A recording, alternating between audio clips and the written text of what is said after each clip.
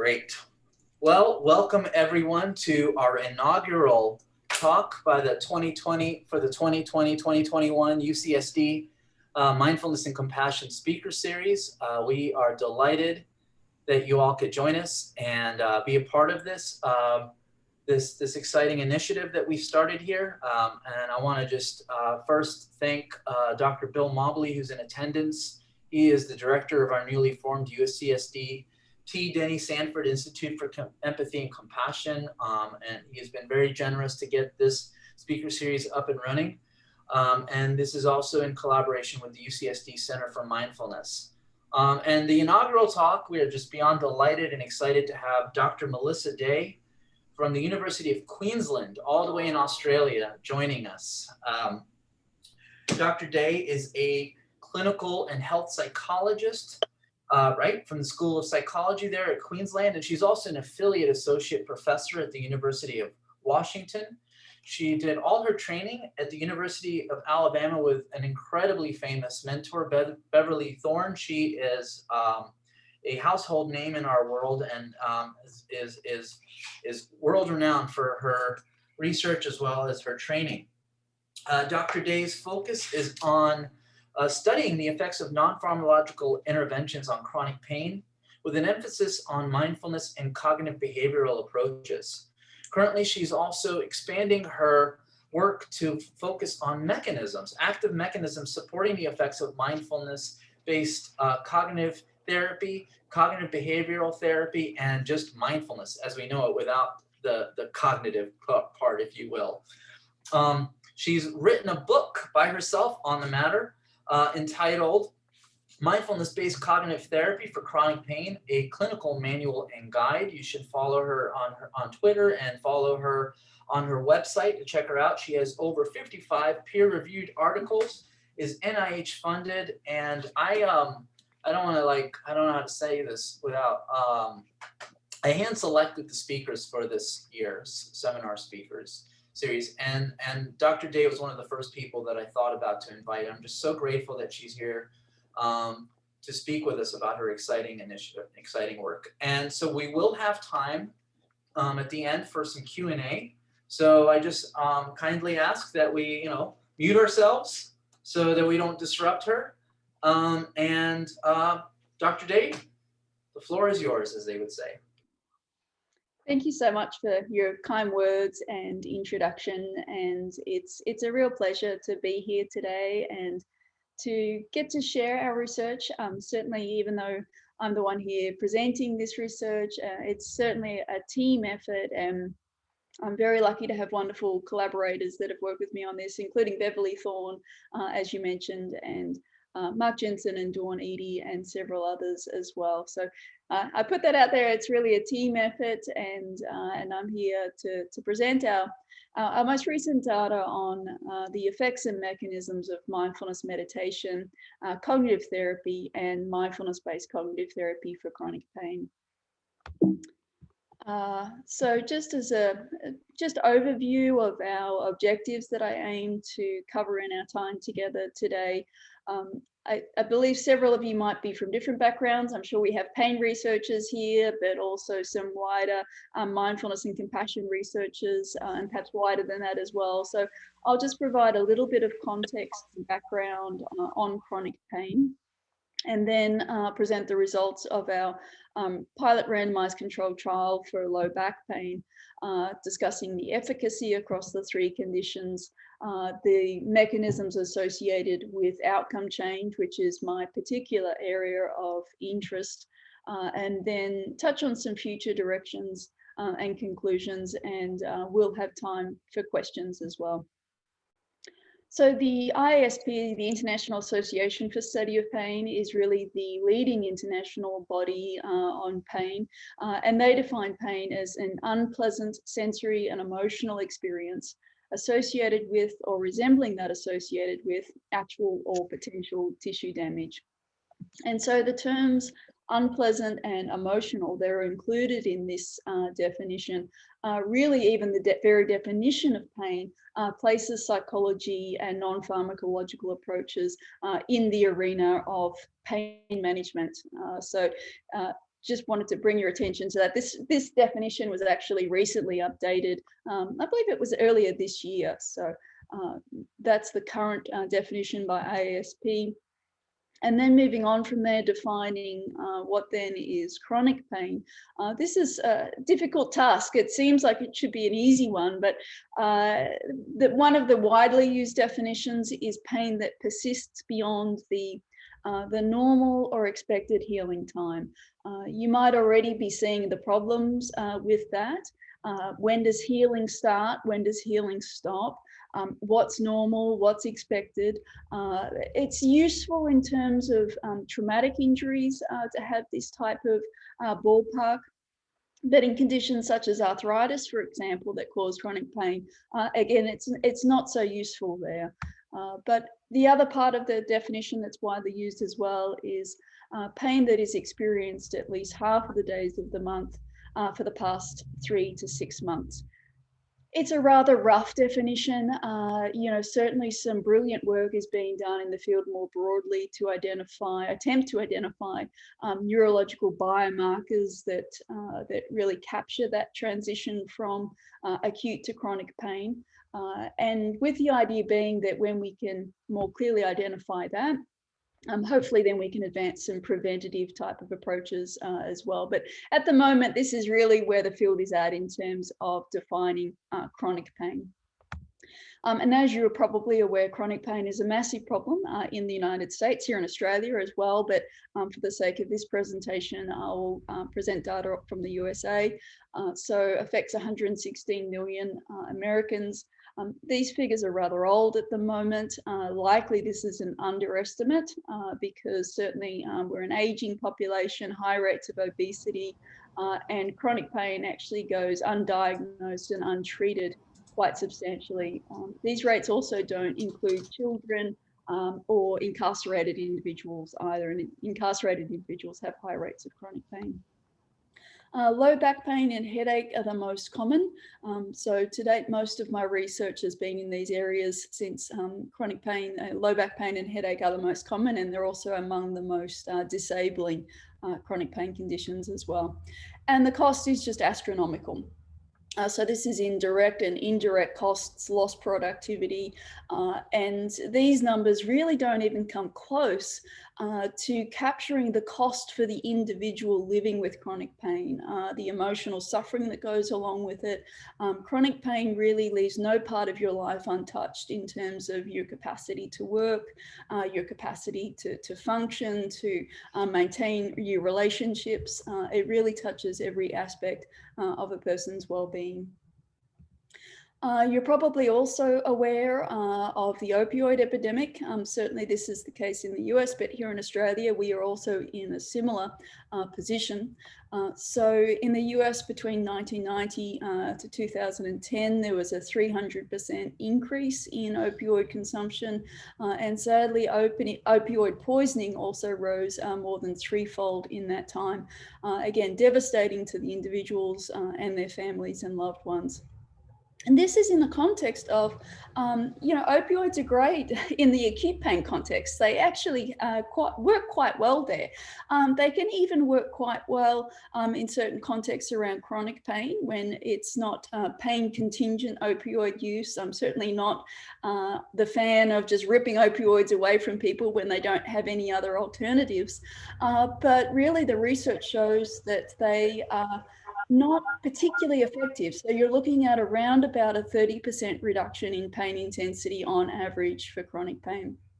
And the caveat here, of course, is that this is on average, and that average really contains people that for opioids are working quite well, so they probably get quite a lot more than that reduction, but there's people that get worse, but on average, 30% reduction. And so the guidelines are really, they recommend non-opioid therapy as the first line treatment for chronic pain. So that comes from the Centers for Disease Control and also leading pain researchers in this area. We routinely get at least 30% reductions in pain intensity with our non-pharmacological options. And so put in that context, really what you're seeing here is chronic pain, non-pharmacological chronic pain treatments, really engendering similar benefits as opioids without the negative side effects. Certainly people might get addicted to meditation, but it doesn't necessarily have the same negative consequences. I'll try not to digress too much in this talk, but I did in one of my treatment studies have a gentleman that really seemed addicted to meditation. Like he was meditating so many hours a day, but generally that has positive side effects. And so that's something to say as well, that the side effects of our non-pharmacological psychological treatments generally tend to be positive. So you get the improvement in pain, but then you also see improvement in mood, improvement in function, improvement in relationships, and improvement in return to work. So I'll touch on really the treatments that have the most evidence really to date. Hypnosis is also quite effective, behavioral therapy, cognitive behavioral therapy. And more recently, we're seeing the evidence coming in for mindfulness-based interventions and also acceptance-based interventions. Behavioral therapy and CBT, these have really been around since the 70s and 80s, and they've maintained through all of this time, and they've accumulated really a great deal of evidence. And CBT is considered the gold standard. Really, it does have the most evidence to date, but really the evidence for mindfulness-based and acceptance-based interventions, that's really only been starting to accumulate in earnest in about the last decade or so. And really, just as we have multiple forms of antidepressants on the market in order to be able to find the one class of drug that's most beneficial for a given person, we really need multiple psychological treatments available as well, so that we have a menu of options, so that then we can really work towards identifying which treatment is most beneficial for whom. And I'll present some data on that later today.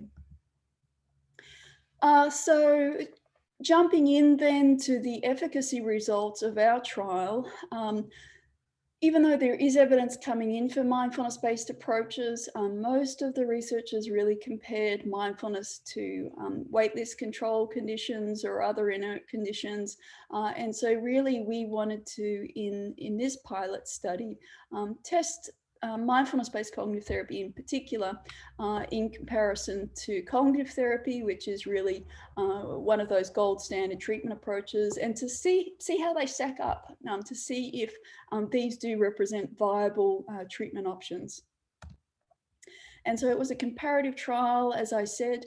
The cognitive therapy condition was based on Dr. Beverly Thorne's work, who was a collaborator on this study. The mindfulness meditation condition was basically the mindfulness aspect in my book, minus the cognitive behavioral techniques. And so it was a series of meditations, and I don't have time to go into the details of the intervention, but perhaps if you would like more information on that, we can discuss that at the end when we have time. And the MBCT condition was based on my book. And so there are intensive treatments. So we met for 8 weeks, and we met for 2 hours each week. And these were group delivered sessions. We can talk more about that, but I love group therapy. Really the group, they learn from each other, they motivate each other, they harness social learning principles, and that actually becomes an agent of change in and of itself as well. The sample was adults with chronic low back pain, so it was a pilot study. The intent to treat sample was 69 people. Primary endpoint was post-treatment, although I'll present some follow-up data, because I feel the follow-up data really tells an interesting story about maintenance of effects. And our primary outcome was PROMIS pain interference. And then we had a number of secondary outcomes, including pain intensity, depression, and physical function. And so what we see here, we see significant reductions from pre to post-treatment across all three conditions, but a non-significant interaction effect. So there were no differences between the three conditions, but all three conditions significantly improved pain interference at post-treatment. And that's about a medium effect size improvement. Pain interference at 6-month follow-up, you see that people continue to improve. Interestingly, there was a difference between conditions here out to the 6-month follow-up where MBCT actually significantly improved pain interference to a greater degree than just the mindfulness meditation condition. It's particularly interesting to me seeing this, this rebound effect at the 3-month follow-up for cognitive therapy. I would like to do some more research to understand that better. But when we looked at the amount of homework practice, which we'll come back to later, cognitive therapy actually practiced the least with their skills. And so I wonder if there's something about really learning the skills through more practice during treatment that then improves maintenance possibly, because we didn't see a rebound of effects in the other conditions. For pain intensity, again, we saw significant reductions across all three treatment conditions and no significant differences at post-treatment. I will point out that this reduction here in MBCT over a 1-point reduction, that's similar to what you see with opioids. And so with the 6-month follow-up, again, you're seeing continued downward trends. So these people are not just maintaining, they're actually continuing to get better when they're in mindfulness meditation and MBCT. And again, you're seeing that rebound effect in cognitive therapy, but there were no significant differences between conditions here. For depression, again, we got significant reductions actually across all three treatments, but there are no differences between the three treatments. But once we get out to the 6-month follow-up, you're again seeing that the combined treatment of MBCT is outperforming just the pure mindfulness meditation condition alone. For physical function, so physical function is improving. So the lines going that way is actually a good thing for physical function. So their physical function is significantly increasing across all three treatments with no between condition effects. But when we get out to 6-month follow-up, actually MBCT is doing significantly better than mindfulness meditation. And here, actually, those participants in cognitive therapy also showed out to 6-month follow-up significantly greater improvements in physical function than just the mindfulness condition. So the key take-homes from there, all three treatments at post-treatment resulted in significant improvements, and there were no differences between those. So we replicated the classic dodo bird effect. Everybody has won and all must have prizes. Perhaps the most well-replicated finding in psychotherapy is when you compare 2 or more active treatments, you get more similarities than differences in outcome. So we lived up to that standard and replicated that. But we did find some differences out at long-term follow-up. This is a pilot study and we're now building on this. We've got a large, fully powered randomized controlled trial currently underway, which will allow us to really examine these effects in a more robust way statistically. So that's the point I was just making. It was consistent with past literature. However, really the effect sizes tend to be modest on average. So you see some people that do a whole lot better with these treatments, and then you have other people that the treatments are not well matched to, and they're not doing as well. So there was a great deal of individual variability in treatment response. And so that leads us really then, this is not just an isolated finding in this study. This is findings that are emerging across a robust, a large body of literature. And this has really led to a focus shift in the field that's really come about at least in the last 10 years. It's been a particular emphasis. So we're moving beyond the first order question of do our treatments work, so establishing efficacy, to now look at that second order question of how do our treatments work.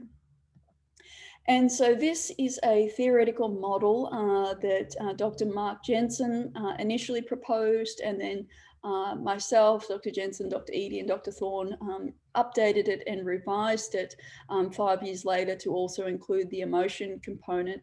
But basically this theoretical model is a trans therapy theoretical model. So it applies to different therapies of different theoretical bases to basically identify that effective pain treatments really engender benefit by shifting one or a multitude of these mechanisms. So environment factors include things like working alliance, it includes group cohesion, but also wider social environment factors as well.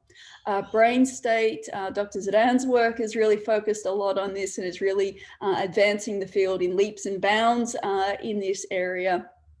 We have a humble attempt to start to add some data here as well. We've been adding some EEG data to look at these brain state mechanisms as well. And then within that, we have variables or constructs that can be classified as cognitive content. So this is what people think. Mark describes this as similar to what food is in the fridge.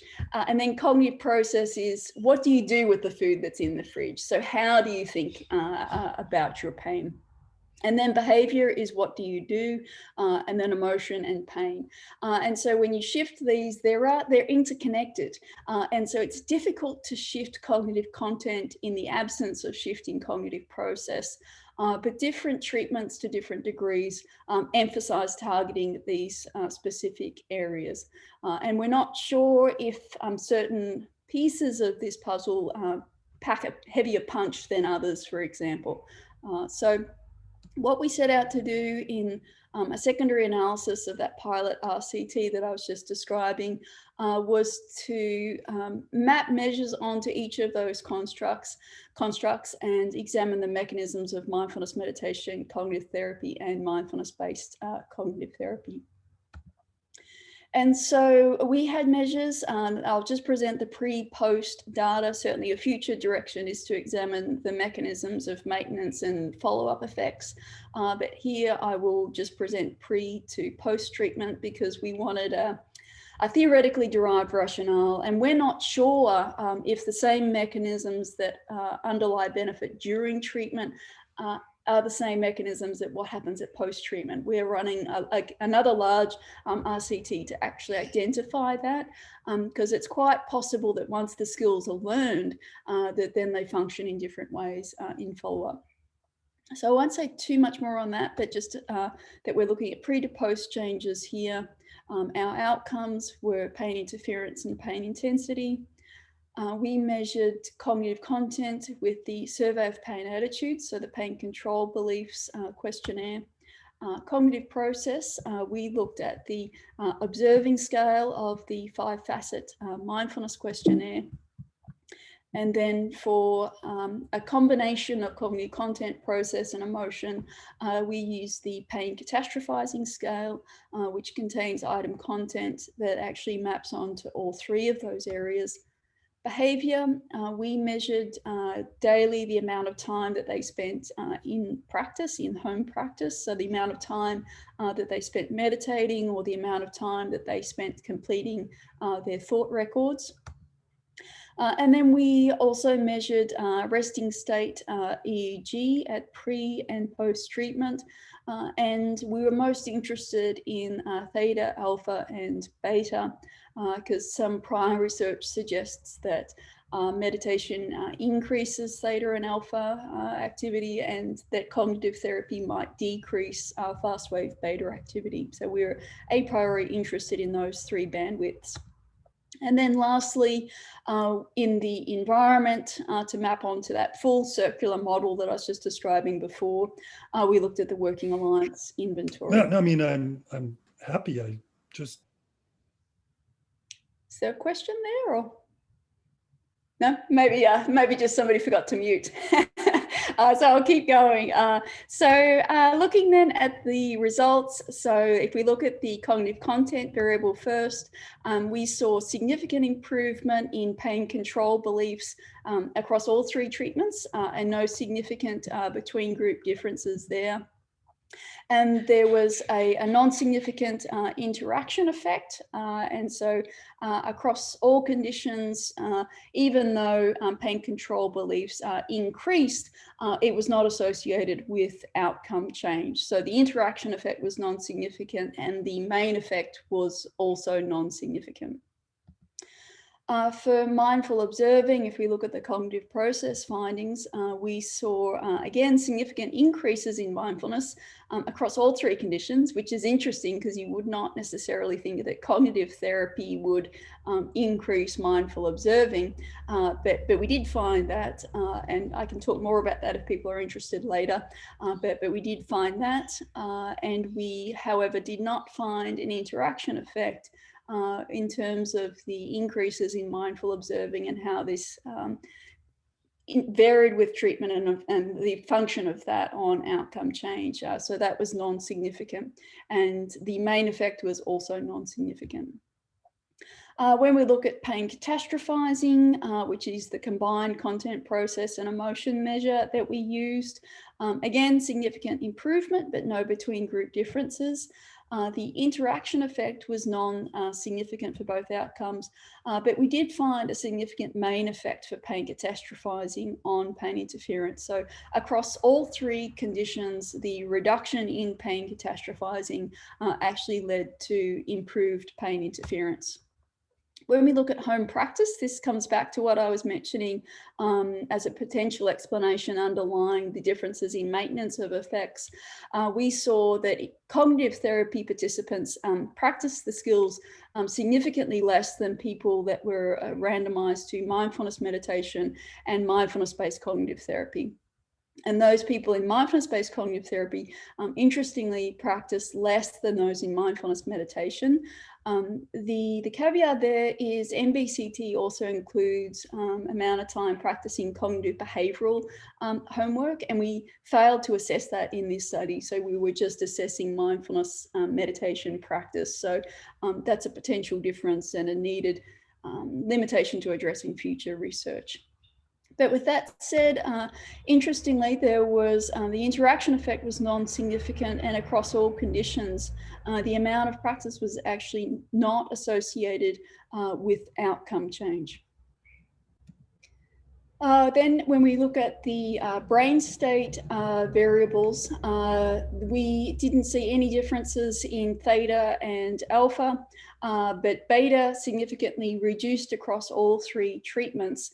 And although that the effect of reduced beta on pain outcomes didn't vary as a function of treatment, actually reduced beta did lead to improved pain intensity. There was an interaction between MBCT and mindfulness meditation, but not with cognitive therapy, and reduced beta actually led to improved pain intensity in MBCT. In terms of working alliance, there was no significant differences between groups. The interaction effect was non-significant, but what we did see is that a stronger therapeutic working alliance, so a stronger therapeutic relationship between the therapist and the participants, was the only mechanism that was actually associated with improved pain intensity across all 3 treatment conditions. And so to summarize those findings then, if we come back to that circular model, we didn't find a role for cognitive content here across all of our treatments, all 3 of our treatments. We didn't find a role for cognitive process in improving outcomes.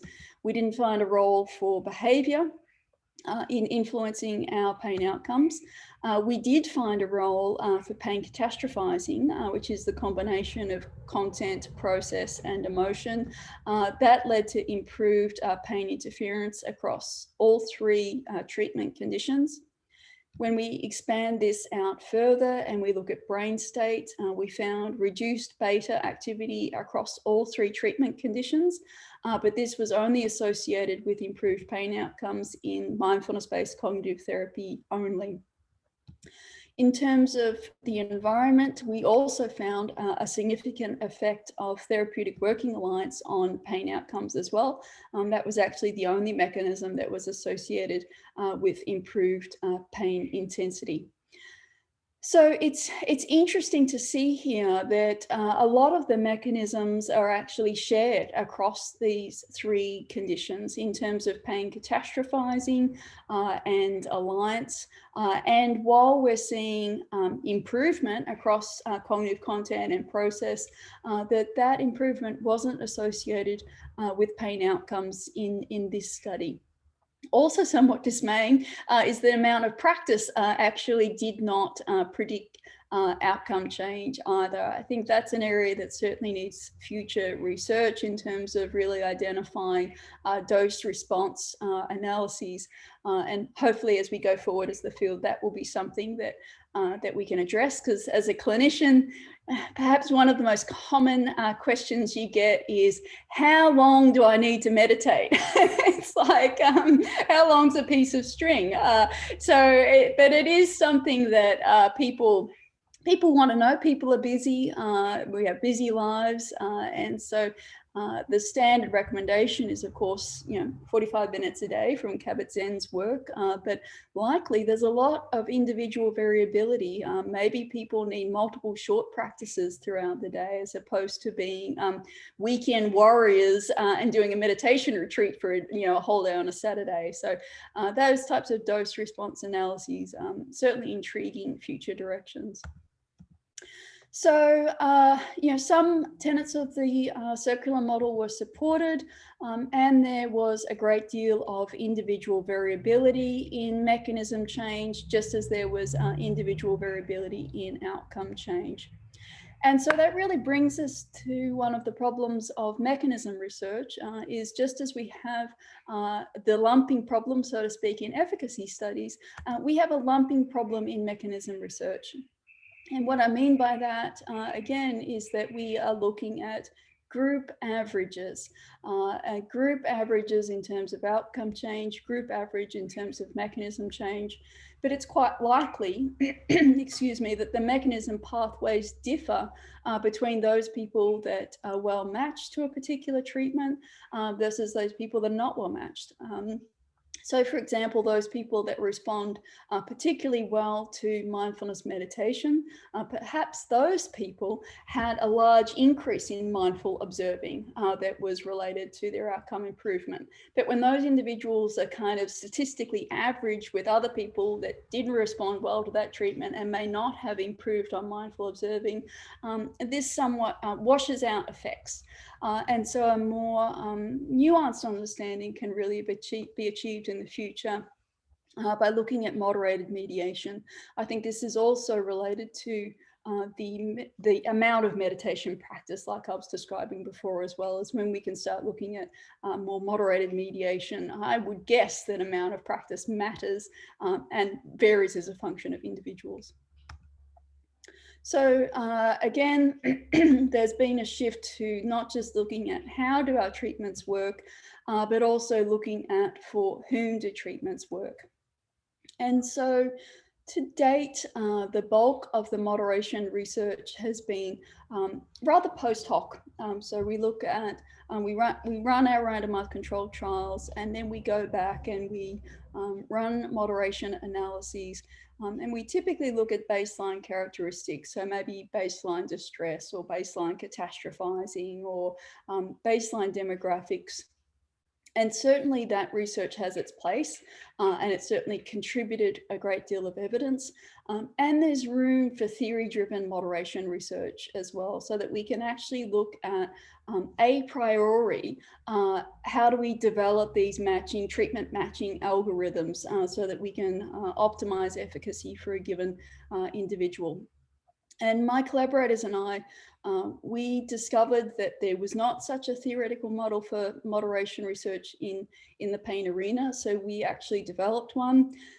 It's just a starting point. It's not that this theory that we've developed is the you know, the answer to all problems. It needs to be refined, it needs to be revised, and maybe in 10 years we'll throw it out. But it's a starting point, and it actually drives theoretically driven hypotheses. And so in that instance, it fills a gap and it's a starting point. And so this is, believe it or not, this is actually a simplified version of the model. It's called the Limit, Activate, Enhance model.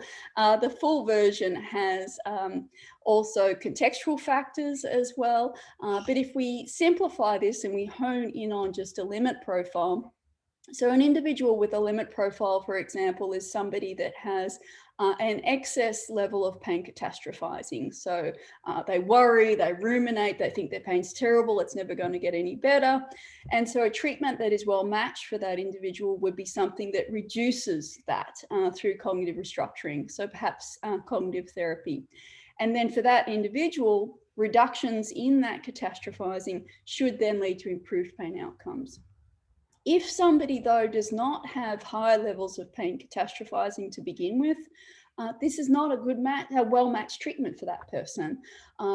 It was one of those things, I was actually the therapist in that trial that I've been describing, and some people would come in, I'm like, who are those people? They'd say, I don't have any stress.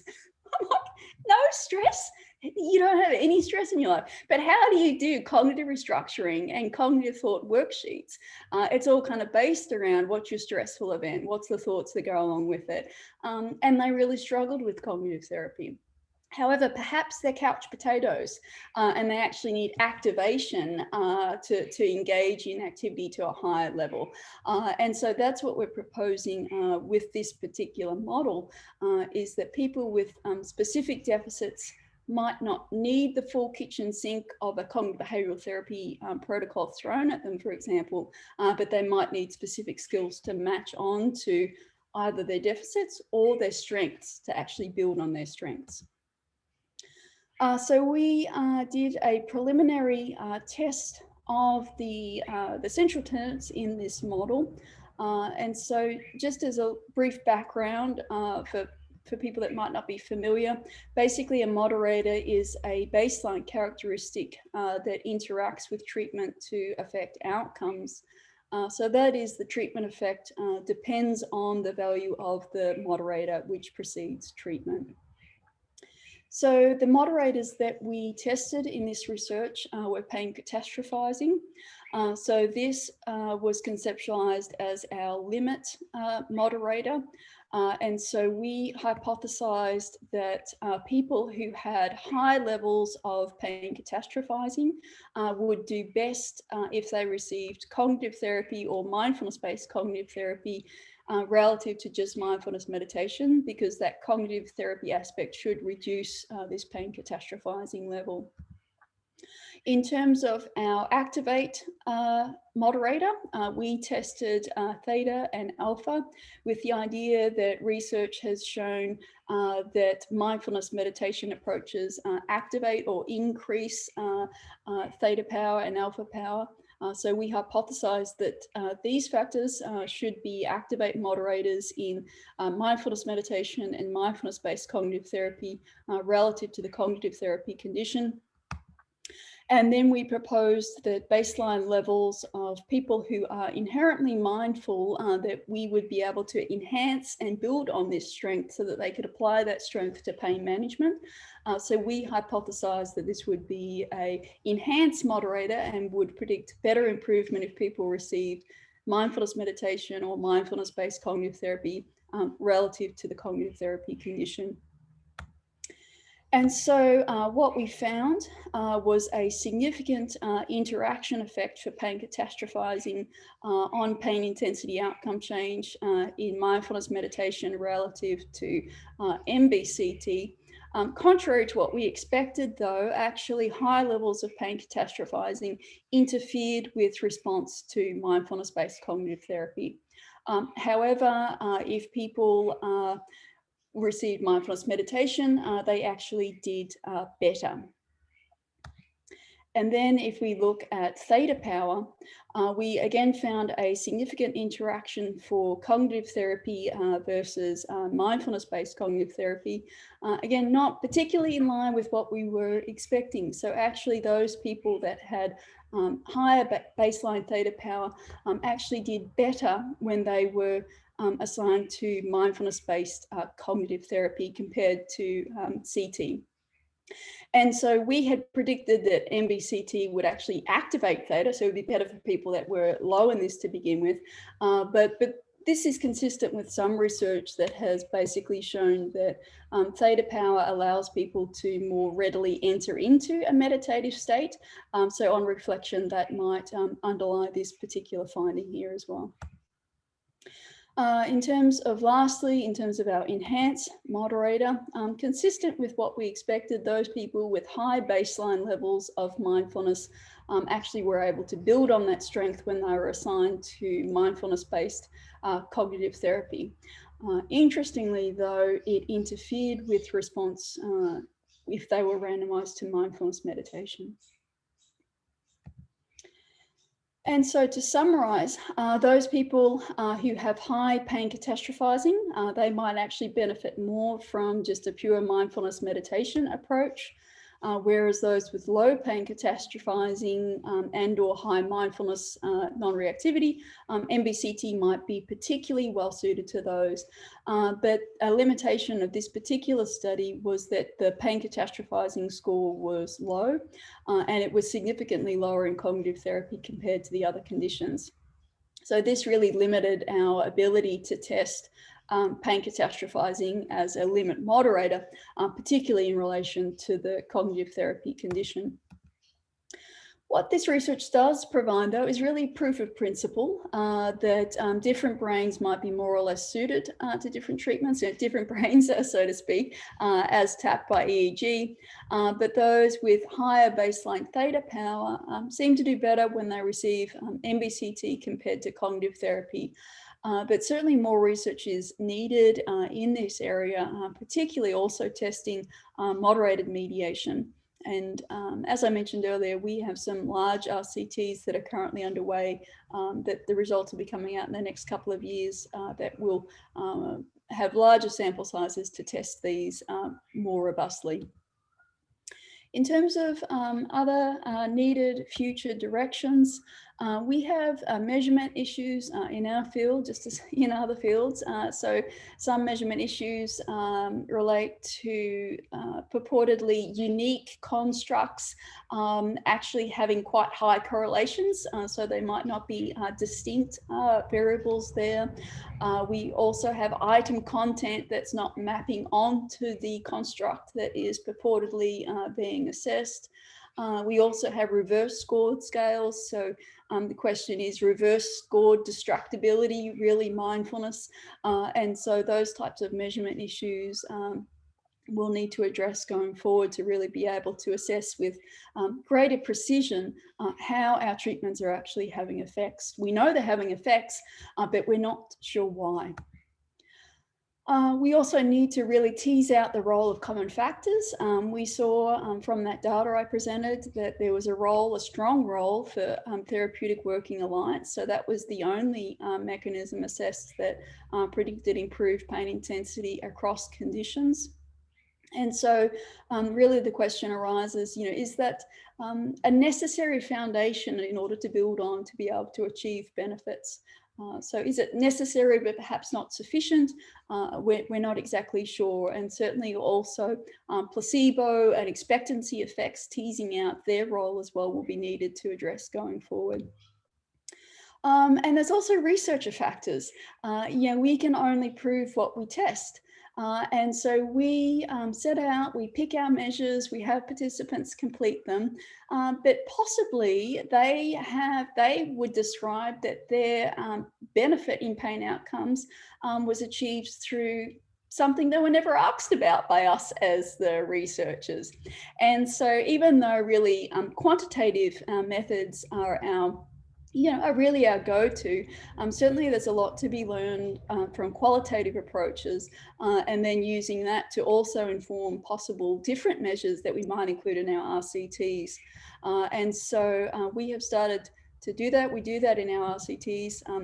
This is rather complex, but this is actually shows you from the patient perspective. So this is first-hand patient accounts that were qualitatively analysed. You can see the diversity of change processes across these treatments. If we hone in on just MBCT here, you can see therapist factors, group cohesion factors, emotion regulation, attention processes, a variety of cognitive processes, a variety of behavioral processes.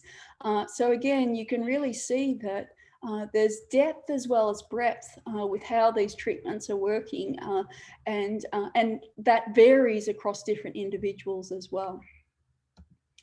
And so I often bring this quote in these types of presentations. It's the needed question to answer: what treatment by whom is most effective for this individual with that specific problem, under which set of circumstances, and how does it come about? You may be somewhat dismayed to see the date of this particular quote and that we haven't answered it yet. But I would actually say we are making tremendous strides as a field with all of our efforts integrated, that we are starting to really get to the bottom of this question. We're moving beyond that first order question of does it work? We are starting to determine how and for whom do our treatments work. And when we advance this knowledge of treatment mediators, really this will lead to more targeted, streamlined treatment approaches, and certainly advancing our understanding of moderators. This has important implications for precision medicine, which is the holy grail, of course, at the moment, and informing patient treatment matching algorithms. As I mentioned at the start, I am tremendously lucky to have wonderful, wonderful collaborators. And this work was certainly a team effort, and I'd like to thank each of the people that you see here. And just to say also that the research presented here was funded by the Australian government and the University of Queensland. And just to finish, this is a beach about an hour north of me that my puppy and I were at about a month or so, and super relaxing and a good way to recharge and step away from all of this. Yeah, so thank you for listening, and I'd be happy to answer any questions that you have. Great. Thank you so much, Dr. Day. That was really awesome. Wonderful presentation. We have a lot of questions, I think. So let's start it off, I guess, in the order that that they came about. I think let's see here. One person, I don't know, VHASD Casamamp. I'm not sure who that is, but I'm Polly Kasmar. Hi. That's me. Hi, nice to meet you. So I guess nice to meet you too. This question relates to the role of CBCT. I guess this is cognitive-based compassion training. Compassion training. Have you Yes. have you focused at all on that, or thought about it, or heard of this technique, Melissa, Dr. Day? Yes, you can call me Melissa. Most people actually call me Mel, so I have heard of it. We have not actually tested that approach in our randomized controlled trials. Maybe I'll stop screen sharing so it's on bigger picture. So we haven't investigated that. I think it's a critically important future direction. We did recently complete one experimental pain laboratory study where we were looking at mindfulness meditation versus Maitri or loving kindness meditation. And our preliminary data there suggests that these meditation techniques might work via unique mechanisms and also might impact differential pain outcomes. So I'm certainly interested in looking at that going forward, but also really, this is moving our field forward is converging lines of evidence from people investigating different topics in different areas. And I love that area. And I think there's people doing great work there. And I can certainly see tremendous benefit and potential in investigating that further. Cheers, thank you for that. Thank We you. have a couple of questions about the reason you tested in the studies you proposed interaction effects as opposed to mediating effects. And I imagine it was a sample size issue. It was sample size, yeah. It was sample size. We were wanting to look at interaction effects. We looked at Preacher and Hayes model, but it was with 3 conditions. It was actually making it complex with our sample size that we had. But certainly what we were looking at there is, again, more proof of principle. What are the effect sizes? What are the variables that we want to actually put into our large randomized controlled trial that's fully powered? And that was really fruitful because we did then know what variables to put in. And we have a large trial with looking at about 300 people enrolled that will be in our last year of next year. And yes, we'll be doing formal mediation tests there. That should do it. And I have a question really quick about your sample. They were chronic pain patients. Were they generalized chronic pain patients, low back pain? Was there a specificity or exclusion criteria? They were low back pain. Yeah, sorry if I skimmed over that. So they all had a primary condition of chronic low back pain, but we did not exclude, it's very rare to actually get somebody with just chronic low back pain. Usually they have a whole host of other conditions. And so we did not exclude people with other pain conditions, but they had to have chronic low back pain as their primary. And they had to have an average pain intensity of at least 4 or more. So it wasn't just people with garden variety, oh, my back is a little bit, these were people that were quite highly disabled. I think the other piece that we don't mention in our research though here with these samples is typically these people don't see somebody like me as a psychologist until all of the other treatments have failed. And so that we get the effect sizes that we do for people that have had have a medical chart this thick of procedures. The fact that we get the improvements that we do, I think, is really something that is understated across the field, because these people had pain for at least on average 10 years and were highly disabled, and surgeries, medications, history of all of that as well. Great, thank you. Was the meditation training for the mindfulness meditation strictly group? Did they use an audio guided training, and then the other groups had a therapist, or and to that extent, I'm gonna get 2 questions out of the way with one. How did you know they were meditating? Excellent questions. So all 3 treatments were actually in person. We did it in group together, group therapy, 2 hours. So the mindfulness meditation, just like the other 2 conditions, was in person. And essentially we trained them in the meditation practices that you'd be familiar with from MBCT or MBSR, but it didn't include the yoga component or mindful walking. So it was just your more traditional seated meditations. Really what we did in groups was, a big part of it was really through the guided inquiry, is learning, this is not just the same as, listening to an audio through an app. Really through the sessions, they were actually learning, how do I apply this to pain? How do I use what comes up in meditation to actually train to shift my relationship to pain? How do I respond when my attention gets captured by the pain in meditation? And what do I do with that? What does that mean to my pain levels and how I'm training my brain? So it was much more than just listening to audios. But what we did do then was give them audios to practice with between sessions. So they were given, they were trained in a 3-minute breathing space. And just as in the MBCT condition, they were given 20-minute audios and 45-minute audios. I'm a realist. Even though we encourage people to do 45 minutes, I like giving a 20-minute version as well, so that people can achieve success, really. And I think that's also the benefit of training people in a 3-minute breathing space, is it's very doable. and you can certainly fit windows in there. In terms of the next question, I think it's brilliant. And I think there's really so much work to be. How do we know if somebody's meditating?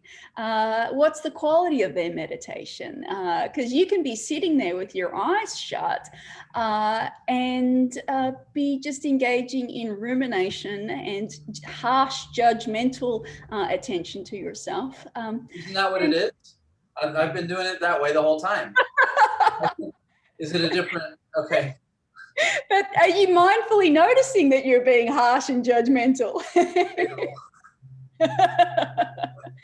So I think that's a great question. I have a PhD student working with me at the moment who's attempting to look at, can we tap through some questions afterwards? What was your quality of attention during the meditation practice? But boy, is it difficult to tap that. Yeah, thank you. Bill Mobley, would you like to ask your question about the adaptive design approach? Yeah, it's a thanks for a great talk. It was really helpful to hear this. When I'm hearing modest effect size, I'm hearing different people coming to the trial with different skill sets and probably different emotional reactions to chronic pain. One thing that, and also I hear the desire to match subjective with objective measures. So I hear all that. And if it's the case that people really are different, and I believe that's true, one thought would be that you would collect a lot of information from a large cadre of individuals and then engage in an adaptive design where you actually allow them to go through training type 1 with measurements, then switch to training type 2 with measurements, and switch to training type 3 with measurements. You could compare the efficacy across different modalities and then hopefully get at a purer group in terms of their responsivity, and that increased enrichment of the sample might allow you to better find objective measures with which to define that group. So I can imagine that this catastrophizing, for example, would be very characteristic of a group of people whose amygdalas, glowed in the dark, and that you might well find that there will be a biological signature that matches those people who best respond. So I really like the idea that you're beginning with something that does have an effect, that you're enriching for responsivity to that training modality, and then trying to find biological markers. Mm-hmm. Yeah, I love your idea and your study idea. I think it's brilliant. And I think it really touches on as well a piece, you think an hour is a lot of time, but it really goes so fast. Also the need to look at not just matching to one treatment, but a sequence of treatments and harnessing synergistic mechanisms actually across that. And one of the studies that we're looking at that also integrates some of these subjective and object markers is since high theta people with high theta tend to respond well to meditation and hypnosis, why don't we use we did a study use biofeedback to boost theta and then give them meditation and hypnosis. Most pronounced actually was the effects it boosted with hypnosis. It didn't have such an effect on mindfulness, but that was a pilot study as well. We're now about to commence a larger trial to investigate that further. But I think you're precisely right, is that synergistic effects, but also the need for preparatory interventions. Because I also didn't have a chance to get to this, but one of the highest predictors of dropout was actually pre-treatment levels of depression. And so that makes sense, right? Because they're depressed, they have low energy, they have low motivation. Maybe they need a course of antidepressants so that they can actually bring those levels down sufficiently to then engage in this type of intensive skill building. So I think you're exactly right that there's so much work to be done there with tremendous potential benefit. Yeah. And just if I could continue, what the Institute really is aiming for ultimately is to understand the underlying brain mechanisms. And honestly, the truest validation that a mechanism is meaningful is that it should work behaviorally, right? That it should be linked to a behavioral intervention that is proven unequivocally to work for a subgroup of individuals. So, there's a long way to go here, but the work is really important, and I thank you for your contributions. You're welcome. Yeah, it's certainly a global team effort, and it's exciting to see, really the progress that is happening, and all of the converging lines of evidence coming in. I think it's, a time that we are really starting to make some meaningful headway here, and with advancements of brain imaging technology and the type of work being done at your center, Dr. Zidane, that's particularly exciting as well, because I think that we know our treatments are effective. Why are people not banging down our doors wanting them? And so I think that when we can get some of this neurological evidence behind us as well, that we can hopefully, with all of us here, use that to really increase uptake, reduce stigma. This pain is real and these treatments work. These are not treatments for people with that their pain is all in their head. Here's your brain image, your brain before meditation and after meditation. To really show how these treatments work. I think that's a whole nother topic and issue, but also an area I'm passionate about is how do we increase uptake? Thank you. I have a quick question. Were there any behavioral outcome changes that co-varied with the changes in the EEG signatures? There were, in mindfulness-based cognitive therapy, the reduced beta was associated with pain intensity improvement, but at baseline from memory, there were not strong correlations between the brain state variables and the behavioral variables, if that was the question. No, I think you answered it in the former, that, do the interventions elicit changes in behavior, which they did? And In do MCT. do they have electrophysiological markers that support that? And to that extent, was this global theta beta, or were you looking at central midline areas of the cap, or did you localize it? Yes, that's a really good question. We actually looked at 5 regions of interest, so frontal, left and right, central, and the back, but it was more at the front. So it was more those frontal regions where we were seeing the most change, frontal and central regions. And that was where we saw those reductions in beta in those regions associated with improved pain intensity in MBCT. Great. I know there's a couple of questions. There's one from Sammy about finding resources to help people with chronic pain. I want to tell you, Sammy, if you just Google UCSD Center for Mindfulness, there's about 30 different free, streamable, downloadable meditation techniques. And then I don't know if y'all have anything, Melissa. I don't know if you work with Lorimer or if he has any resources, if y'all have any resources in Australia that we can share. Maybe we can just plug that in at some point into the chat. But Jenny, your question, I'll just go to Jenny, who's a postdoc in our lab. Jenny, are you still here? Do you want to ask your question to Mel in person?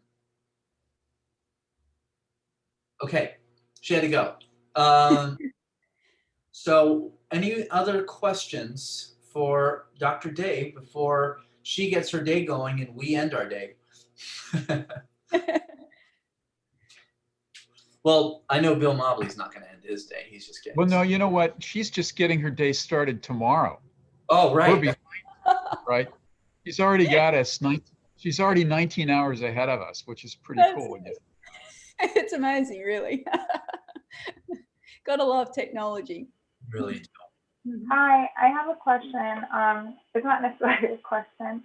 So I'm a student, and the presentation was great, but I was unable to fully understand everything that was happening because I'm not familiar with a lot of the things you were talking about.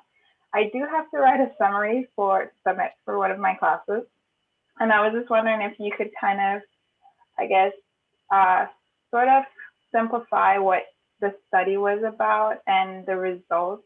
I have some notes, but I'm just not confident that I'll be able to write a summary from what I have, only because I just didn't understand a lot of what you were talking about. Yeah, So sorry. no problems at all. I think it's probably a good point to end on is actually what are the key take-home messages from the presentation, because I know I put a lot of data out there and some take-home, so I think it's probably useful to actually summarize that for all of us here. And in a nutshell, I think the takeaway is really what I was presenting on was 3 treatments. So mindfulness meditation, cognitive therapy, and mindfulness-based cognitive therapy. All 3 treatments were effective for pain management. So we saw significant reductions. And importantly, those reductions were maintained and improved upon in mindfulness-based cognitive therapy and mindfulness meditation out to 6 months. And then what we saw is the reasons for that improvement. Some of those reasons for improvement were shared across conditions. And so pain catastrophizing, which is a negative mental set about actual or anticipated pain, that was one variable that actually predicted improvement across all 3 treatments. And so that is potentially a shared mechanism that's important for many psychological treatments. We also saw that the therapeutic working alliance between the therapist and patients was robustly important for predicting pain intensity. And we saw that with EEG brain assessed mechanisms that reduced beta, so reduced fast wave activity, which is your brain when you're thinking, burning through oxygen. So when that is reduced, you're actually seeing improvement in pain intensity with MBCT. And different individuals responded in different ways. And so we have more work to do to really use both data-driven, but also, as I described here, a theoretically driven way to understanding which treatment do we give for whom, and potentially in what sequence as well, which is what we were discussing here, to really enhance precision medicine, enhance patient outcomes, and also critically enhance public perception and patient uptake of these treatments. Thank you, Mel. We really appreciate your time. And just for everyone's sake, we also have a recording of this talk, so you can revisit it because it was incredibly rich. So, and thank you all for coming to the inaugural. I'm going to share my screen real quick and just show you that our next one will be December 4th with Dr. Helen Wang from Ucsf. And she's going to be talking about the neuroscience of compassion and mindfulness. She's actually used a novel imaging technique to disentangle the meditative state using some pretty innovative imaging techniques. So stay tuned for that. That's coming up in a couple of weeks. And anything else, guys? I think this is great, Mel. Thank you so much for coming. And we'll see you hopefully in our next talk. And you and I are collaborating on a number of things. So